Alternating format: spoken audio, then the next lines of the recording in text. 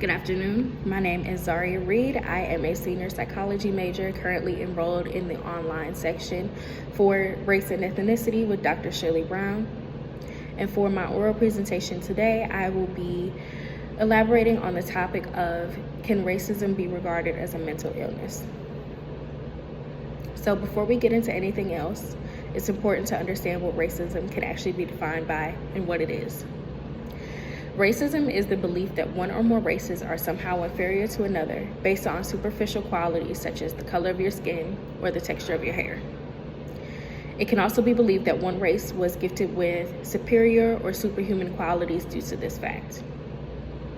So within this, implicit bias is also a contributing factor, as it is a bias or prejudice that can be held by a lot of people, although it is often not intentional.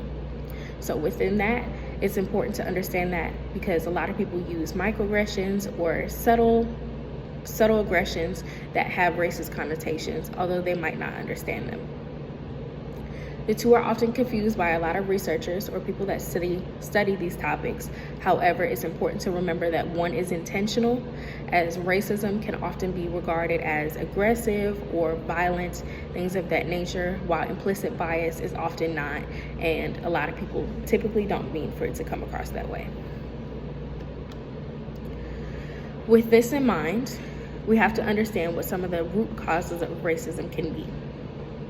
It's important to understand that human beings do indeed thrive off of social interaction. We were not meant to be creatures that were to be sitting in the dark all day or to be isolated, as you need that social interaction to become a well-rounded member of society. Therefore, people often act within their own self-interest, and a lot of people who identify with racist beliefs also do too. Fear of being cast aside or ostracized by breaking the status quo is definitely something that a lot of people that identify with racist beliefs have that fear within them. So they often use these things to justify often selfish or inhumane acts. Probably the best examples of this phenomenon was the use of slavery, the Holocaust, or segregation within the United States. All three of these things were inhumane and very, very selfish towards marginalized groups of people. However, it was deemed to be morally okay, and it was accepted because of these selfish beliefs. Financial or economic gain is also a very large contributing factor.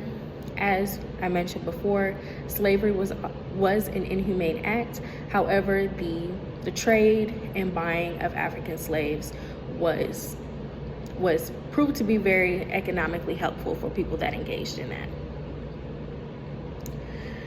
Outdated scientific beliefs is also a very, very big contributing factor to racism.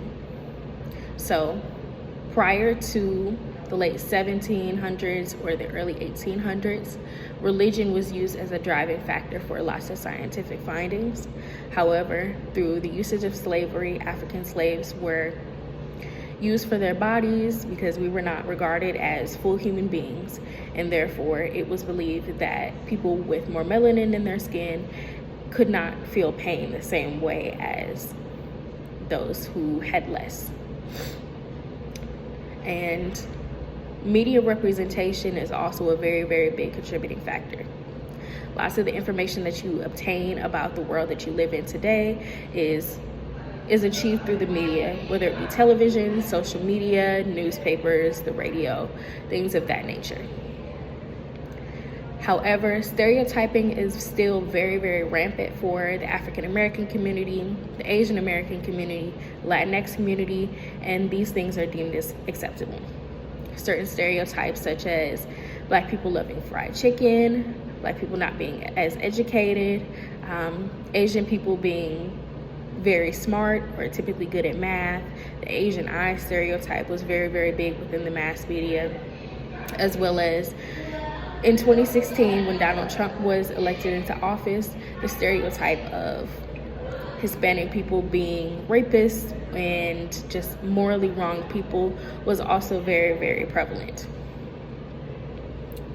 Also, closed-mindedness is also a very, very big contributing factor to racist beliefs and the continuation of that.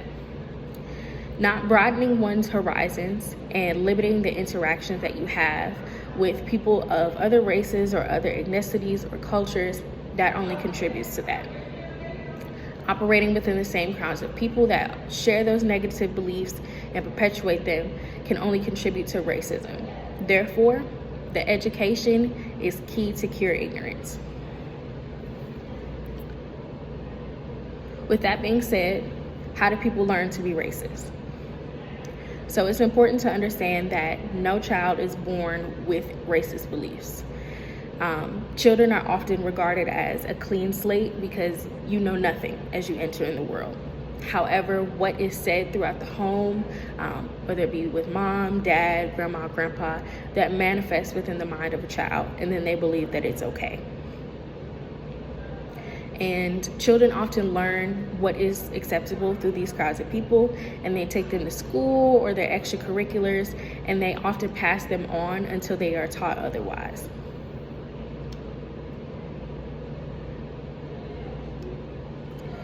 So, with that being said, it's important to understand that, is there actually any scientific evidence for racism?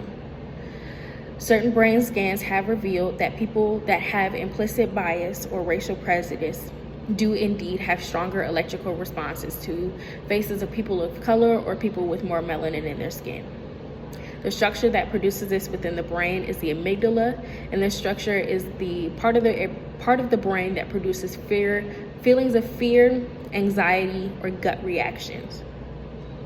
And classical conditioning is also partly to blame for this, because as you are conditioned to believe something about a certain group of people, you deem it to be okay. A prime example of this is the IAT test, in which people are shown different pictures of different faces of people of different cultures, and their reactions are recorded and then brought to them after the conclusion of the test. With this being said, is it even possible to cure racism? And that's been a question that a lot of sociologists and psychologists have been studying for a very long time. Education on other cultures and traditions is imperative. As I stated before, education is completely necessary to cure the ignorance that a lot of people perpetuate. Promoting diversity and inclusion within schools, churches, synagogues, or areas within the community is also imperative to make other people feel safe, and also to educate people who may not have received that in the past. This can also stop generational curses by teaching children that these cultures are also beautiful within their own right, and that it is okay to associate with people who may not look like yourself.